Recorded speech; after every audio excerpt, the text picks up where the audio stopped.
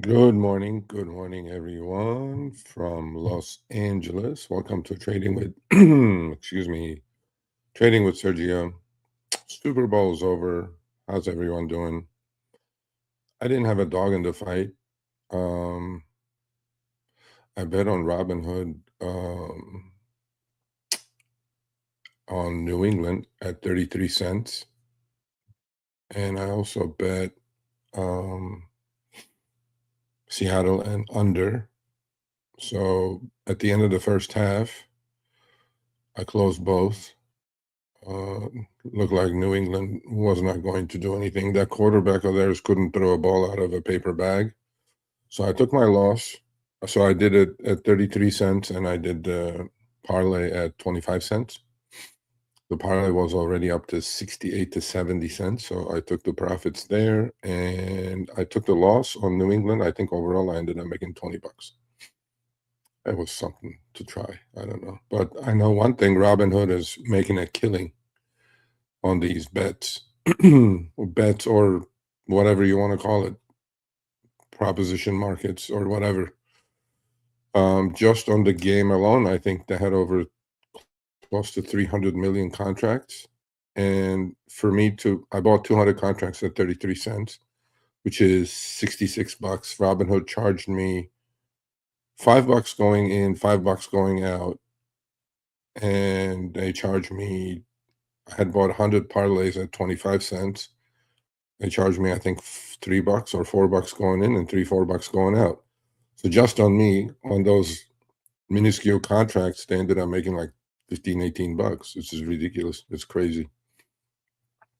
And it's a source of income. I don't know, revenue, obviously, for Robinhood. I don't know how big of a revenue source it is, but as you guys know, you can bet on or you can guess on million things on these things, from politics to weather to sports to whatever you could think of. And so we'll see. Anyway, because I had a Robinhood position, I supported the company. So what's going on today? Monday, market's going back up, like the title of today's live stream indicates. Is this a dead cat bounce, or are we going to go make an all-time high? Now, if you look at certain stocks, for example, Hims and Hers, which they had a Super Bowl commercial during the Super Bowl. I think they paid $8 million for a 30-second spot or some ridiculous number. You wouldn't know markets at an all-time high or very close to an all-time high if you own that stock, right? So it is not a stock market. It's a market of stocks, unless you're, dollar cost averaging into an index. But if you own individual stocks, a lot of them are down 30, 40, 50% from their all-time highs. So how does that work? Well, that's something called rotation. Money rotates. Money doesn't sleep. It goes into stuff that institutions see proper. Not that they're right or wrong, but so that's where we are. And what do we have this week? This week we have some economic news. The calendar is not too bad. I wouldn't say it's full, but let's take a look. Let's take a look at our calendar.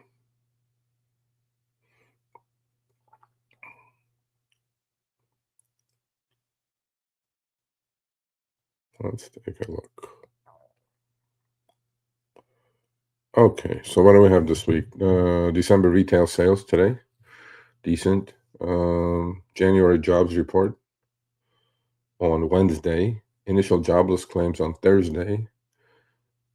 Thursday again, January existing home sales, which I'm sure they're in the toilet because mortgage rates are really not coming down. On Friday, CPI inflation. So pretty important stuff coming around. So we'll see. We'll see what the economic data does, but I don't think it's going to be that important, to be honest with you.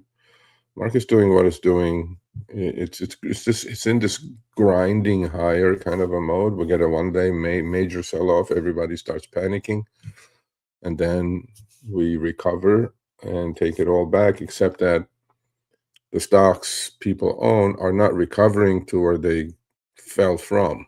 So we'll see. We'll see how that's going to resolve itself. Is the rotation going to turn around? Because rotation is definitely out of Mag 7s and going into a lot of financials. I can see that on my 52-week high list, going into a lot of metal stocks, talking about metals or crypto. We'll talk about that in a minute. You know, crypto also bounced from, as we know what happened last Thursday, from 60,000 to 70,000 on Bitcoin, and on Ethereum 1,800 to 2,100. You know, these bounces do happen when markets are oversold. And silver, obviously, we know what happened. The gold, we know what happened. Massive pullbacks. Seems like settling down here a little bit. And are they going to go back? Are the precious metals going to go right back to where they were? I don't think so. I'm calling it a dead cat bounce. I'm buying some put debit spreads on S&P 500. I think this grind higher is fooling a lot of people, because people look at it, oh, market's only 2% from all-time highs. I'm like, yeah, but then how's your stock portfolio doing, right? So we'll see. We'll see where we go. I'm watching a couple of different stocks. I want to put some positions on. I do have some positions on. I trimmed today and took some profits on Robinhood. Robinhood earnings are tomorrow after the close, so maybe I'll be done by the time, you know, tomorrow afternoon comes. So I put on these four-legged trades, selling put credit spreads and buying call debit spreads with that money, and a couple of positions. I did it, and it's fine at the moment. Buying the put debit spreads on SPY like a hedge, maybe, in case we do get a sell-off in the indexes, because the indexes are it's very difficult to hedge with puts on indexes. It really is. That's why I'm doing put debit spreads instead of straight puts. I mean, you obviously can do it with the futures, which I may actually do. So the key is to understand what's going on overall in the marketplace. I'm going to post a link of the live stream, so if anybody wants to come on and not debate but discuss whatever they want to discuss, you're more than welcome to do so. Here's the link. There it is. I just ask you that you're in a quiet place with a decent internet reception. That's about it. If you want to come on, grab the link. I'll see you in the green room. I'll put you on. I want to go through some charts, obviously. I'll go through the positions real quick. Not much is really going on. And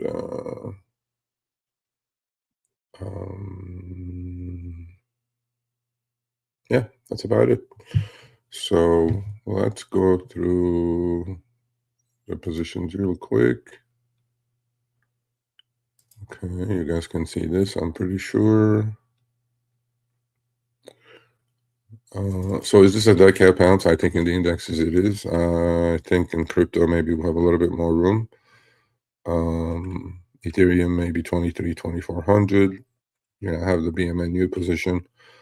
If they call it away, they call it away. No problem. Let's go to big charts actually.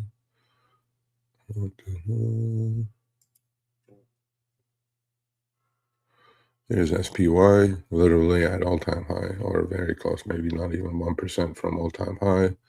This grind higher with the MACD just doing what it's doing, I have not seen this before. So there's always something to learn, obviously. You know, we keep breaking the 50 EMA to the downside, but then we keep snapping back, right back up. No follow-through on selling whatsoever.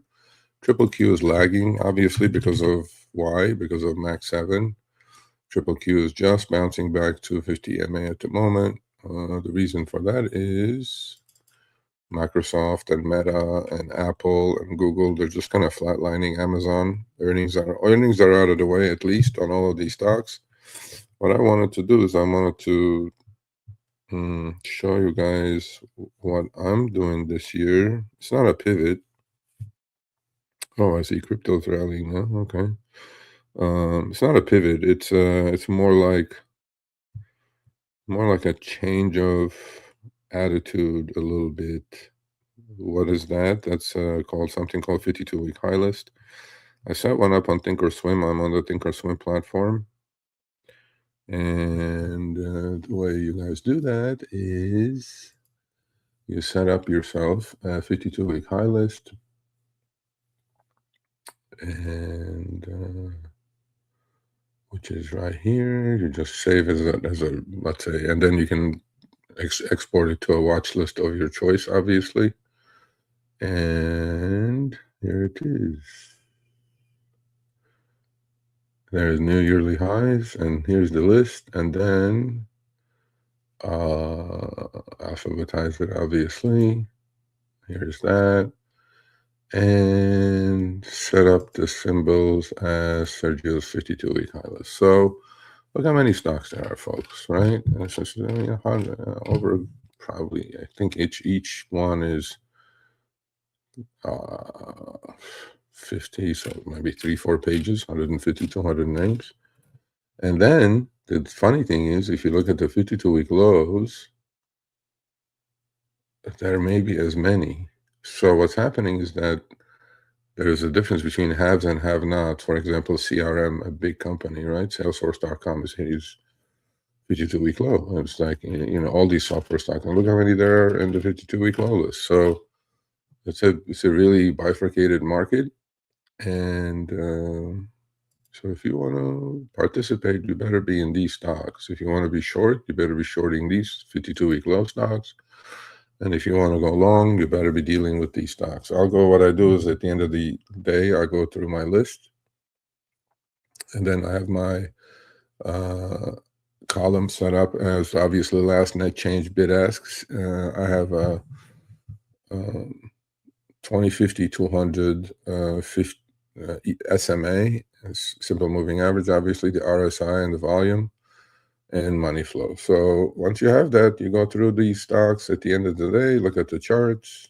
I rather deal with, this is in the trading account, I rather deal with stocks that are making new highs than making a new low, like HIMS, for example, or PayPal, or many stocks that are making lower lows. And but there's a lot of financial in this group. There's a lot of metal stocks like Century Aluminum and Alcoa, and some tech stocks are in here. From just a quick glance, a lot of financials in here, like Citicorps and BofAs and things like that, and some tech stocks and metal stocks for sure.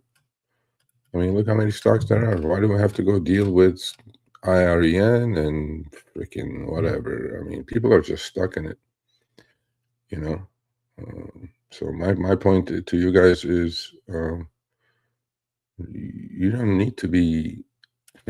I mean, look, if you're selling put credit spreads or puts, don't sell it on stuff that's like a falling knife. Sell it on stuff that is making higher highs, higher lows.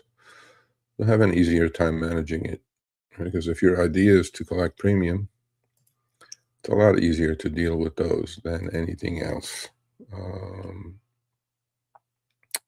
So I'm going to go through a shorter list of 52-week high lists. So let's see how many there are today. Today there's about 86 stocks in there.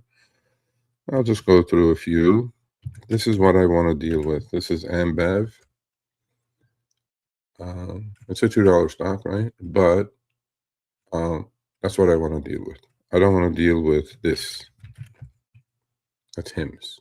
I don't want to deal with Oscar. That's a favorite on X. I don't want to deal with those. I want to deal with this. Okay? Yeah. ALGM. There you go. It's just got to deal with these stocks. Okay? ALM. Beautiful. That's all there is to it. This is what you guys need to pay attention to. I mean, obviously, you got to do some work, right? See all these uptrends? There are all these uptrends. Why do I have to go deal with downtrends? So this is the next one I'm watching, Sensata Technologies. It's been going sideways. Earnings are due in 10 days. I'm definitely going to start putting on a position on anyway. And see, this is what I want to deal with. I don't want to deal with guessing. We missed the trade on our group on AXTI. Oh my God, it's making a 52-week high. That's perfect. Pull back to 50 EMA. Yep, missed that one. Can't be in everything. Plus, I do too many different things. So, Caterpillar is in there. Yeah, it's making a 52-week high. Of course it is. And this is also will teach you. This will teach you, or show you where the rotation is going. So this is not the Robin Hood YOLO money, okay, folks? This is massive, massive institutional money. That's what I want to deal with. Even Cisco is in there. Wow. Cisco, after all these years, I think, you know what, it'll be interesting to look at if the charts go back that far. Yeah, Cisco is coming back. Oh my God, it just went above where it was in 2000. You guys remember the 2000 Cisco at $82? So if you bought it at the top tick, after waiting 26 years, you broke even or you're up a little bit now. Interesting. Very interesting. But then in the meantime, stock did go down from 85 to 10. Yeah. And it stayed there for a while. So this is what I want to look at. I don't want to look at, you know, a lot of airlines are in there actually. Delta is doing well. Southwest had a massive move. See, deal with those. UAL. Yeah, they're about to make 52-week highs on some energy stocks. A lot of bank stocks. And this was on my 52-week high list for about 2 weeks now. Form factor. This is what you guys want to deal with, okay? FTI Technology. Corning. These are big companies, by the way. We're not talking, you know,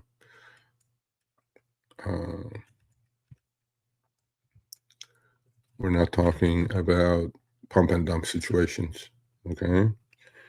And a lot of hotel stocks. Let's see, what else is in there? Yeah, a bunch of gold stocks, Johnson Controls, a lot of industrials. That's where the money's going. So, Lamentum. I should just quit doing what I do outside and then just full-time trade. These are beautiful, beautiful setups.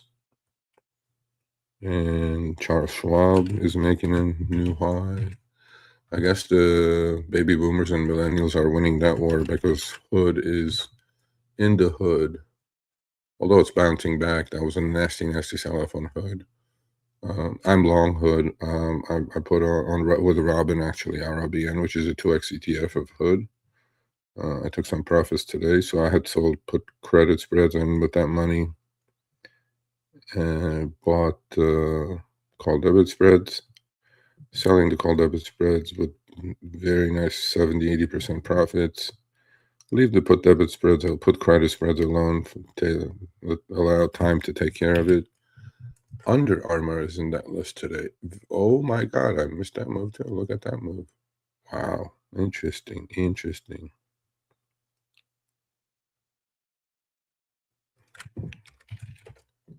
Very interesting. There's a new name showed up, UGP. Look at that. Valeris. They're all going parabolic. Look at these things. It's just absolutely just snapping. You wouldn't know. The market's had a down day if you're into this type of list. Walmart and J&J is in that list. Believe it or not. They all made 52-week highs a couple days ago. You know, just deal with stuff that looks like this. Okay, if you're going to sell puts, great, no problem. Sell puts on these things, as opposed to selling puts on and guessing lows. Like people go, Microsoft is cheap. Yeah, okay, fine. I don't want to sell puts on Microsoft. When I sell a put, I want it to expire worthless, with minimal assignment risk, right? Because most people do it that way. Most people don't sell puts because they want to get assigned, I would say, especially if they're trading. Especially if they're trading. So That's what's going to happen this year. So what am I in? I am in Robin, which is the 2x ETF of HUD. So I had sold a put credit spread, 25-20 put credit spread, and bought the 30-40 call debit spread at 60 cents credit. Now I'm trying to close everything at like $1.60 to $1.80 credit the other way around. But then I split it up. I sold the call debit spreads, a bunch of them this morning. And now I'll just hold on to the put credit spreads. Earnings are again out tomorrow. I have the same position on Ondas. Stock was higher and it's pulling back a little bit in the morning, but I have 10.7.5 put credit spread and paid for 10.15 call debit spread. And yeah, that's what's going on. That is what's going on.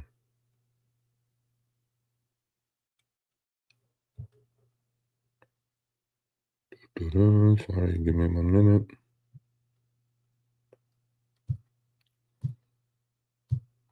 Okay, so I have a long option position on DLTR, which is not participating, although Dollar General is. Although, yeah, that's about to make a 52-week high. Probably, if that makes a 52-week high, I think the whole group is going to go. I have a position in Open Door. I want to actually start looking at NEO. Look at a position I should put on. I don't know. It's still NEO. It's still under its 200 EMA. MACD under 0. I am not sure, to be honest with you guys. And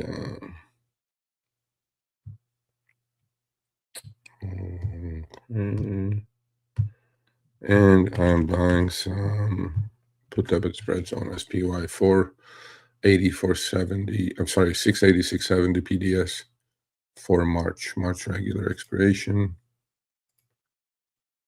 Yeah, we did get a little quick sell-off there, and then we're kind of snapping back up. I don't know what happened there. Okay.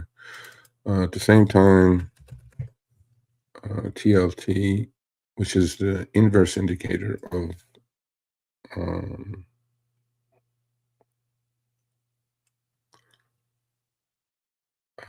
the 20-year treasuries. It's a bond ETF, but it's inverse. So that means if TLT is going down, actual interest rates are going up. And if TLT is going up, that means interest rates are going down. Housing stocks are fine. I'm actually looking to get a position on Toll Brothers. That's about to break out after a massive, massive base like this. Things like this happen when they break out, like SPG. After these like big bases, they break out on good volume. You need to participate. Another one that was like that is, look at this, right? Look at all this sideways action on Regal Rexnord, and most of you haven't even heard of this company. Stock only rallied 65 points in about a week, right? But that's because it collected all this energy and then it broke out. So while it's going sideways, obviously you can sell strangles, you can do all kinds of things. But when it starts moving, you need to move with it. So that's why I'm kind of looking at ST, Sensata Technologies. Actually, it's not an expensive stock. We're looking at fundamentals. And if you look at the long term of that, the stock used to be as high as 65. It's actually just coming off of its lows. It's at the 200 EMA on the 10-year weekly chart. MACD is above 0. Everything is looking good. I think on this, after this earnings, will probably push to maybe 42.5 range. Well, stock's only 35.5, 36. So I think it's a pretty good move coming up on that. Myself and the chat group will participate in that. And yeah, NEO, one of my members is big in NEO. He keeps saying, oh, they're going to be profitable. I'm going like, oh, look at this chart. Why would I want to be in NEO? I'm not sure. But maybe we'll go with that one this time. Maybe I'll just wait until MACD goes above 0. Yeah, you know. So silver bouncing a little bit after a nasty sell-off. I mean, that was nasty. Same thing with gold. Gold is actually behaving a little bit better. And then finally, crypto. IBIT is the iShares Bitcoin ETF. I mean, this is disaster. So that's why I named today's podcast Dead Cat Bounce. Well, I don't know who came up with dead cat. I don't know if anything dead bounces, but that's a saying. I like cats, so don't hate me for it. So we just absolutely got annihilated when we broke under this sideways continuation pattern for about 2 months, and then when we broke, it was a washout, right? The only good thing is it looked like capitulation volume, actually.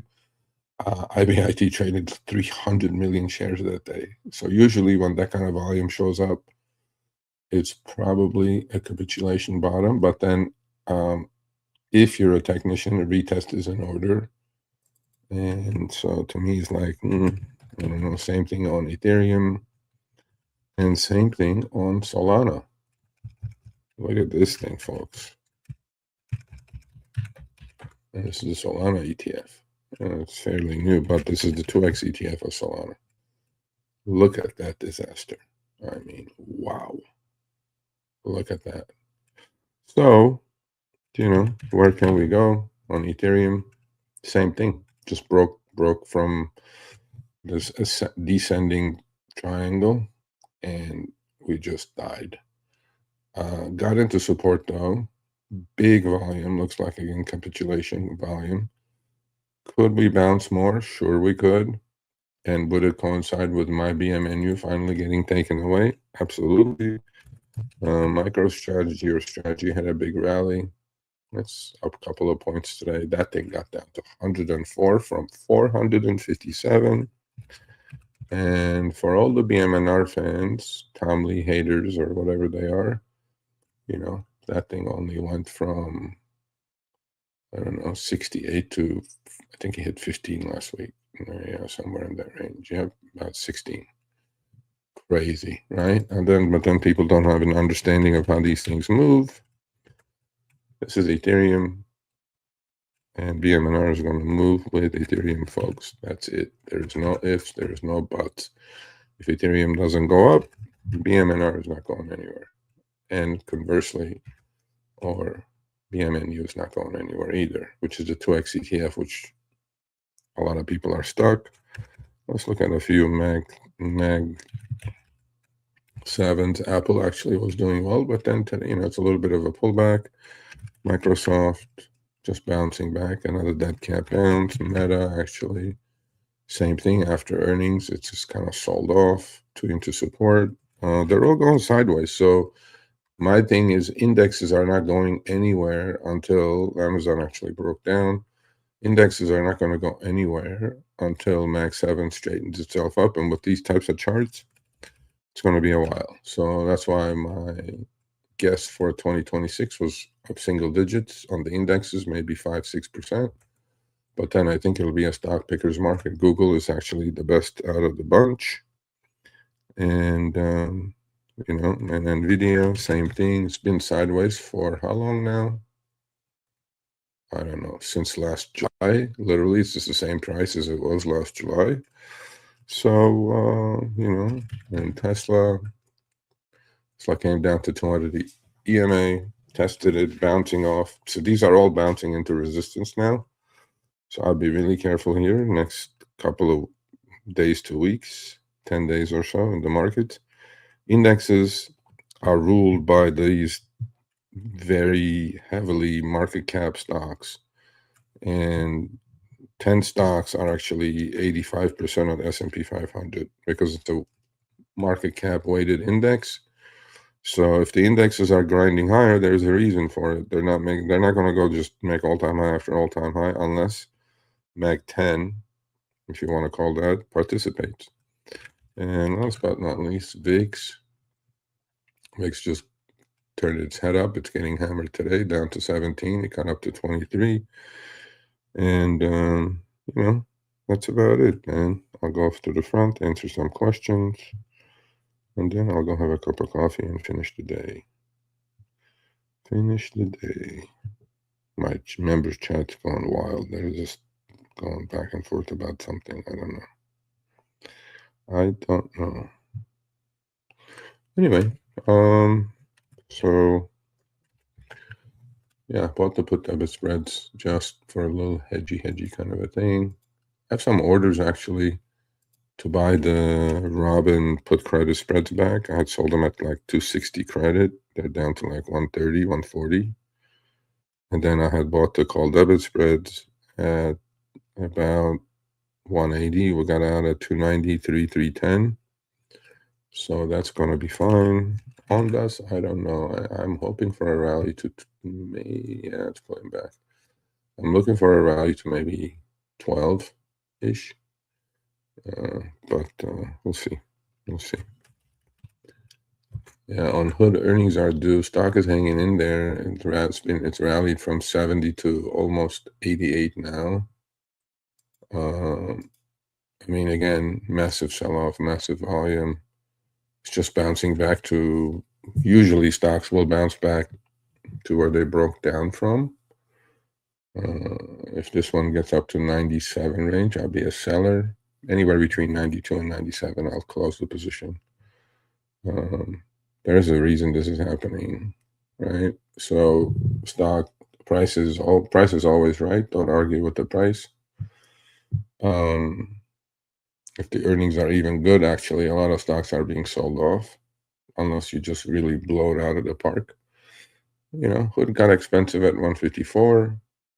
Did it get cheap at 70? No. Still expensive, but much less expensive. Let's put it that way. And yeah, that's about it. That's about it. Everyone, good morning, good morning. Good morning, Nuri. My head looks green. Yeah, that's because there's a green screen behind me, that's why. Doug, good morning.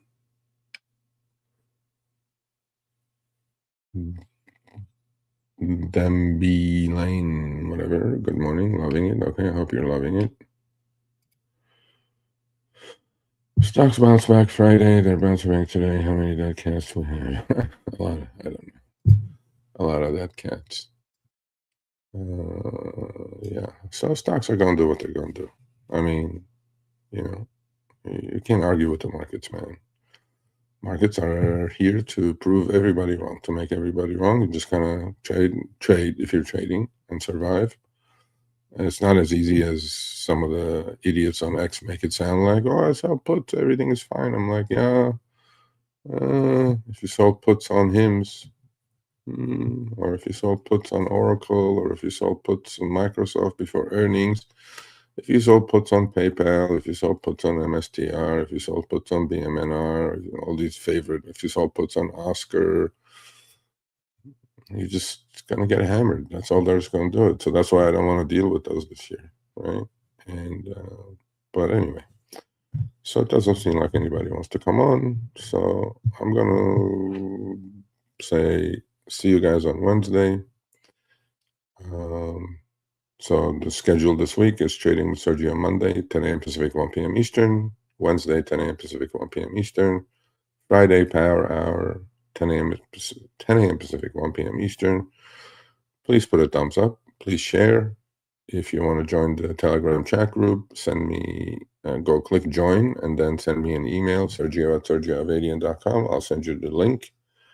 It's a pretty good group of traders. And so what do you get for that? You get my trades live. Again, none of this is trading financial investment advice. What I do is very risky. Do your own due diligence. And you'll join the group. And so you get my trades live. You get my positions live at the end of every day. I also post my positions Monday, Wednesday, and Friday free for the YouTube channel subscribers, regular subscribers, on the community page of the YouTube channel. And then you also get the live stream once a week. You get to see me for at least probably 90 minutes or so that they last, where I answer questions one-on-one. It's a lot more interactive with the members as a special perk. And yeah, that's where we are. And we'll see where we all end up. Not opening any new positions, keeping some dry powder aside, in fact, taking profits. So we'll see where things are going to be by Wednesday. After the economic data is released, pretty quiet day today so far, to be honest with you. Most of the earnings were pretty good on the S&P 500. About 70% of the companies beat. So that means a lot, just for the fact that S&P at these levels is considered expensive, but then the earnings are supporting the price. So you can ask me, like, why are you going to buy and put debit spreads? It's just a hedge, because I feel like I'm a little too long. So, just a little hedge. Will they work? I don't know. On a sell-off, yeah, they'll probably work. But, the key is to just stick to the routine, stick to the 3 Ps: patience, position size, and planning, and understand risk. Because most people don't understand risk. And then they blow an account, and they'll figure out, oh, that was the risk. Okay, yeah, that was the risk. So I'm going to end it with saying, may all your longs skyrocket and may all your shorts tank. So with that said, I'm going to go. You guys stay healthy, be well. See you guys on Wednesday, 10 a.m. Pacific, 1 p.m. Eastern. Adios.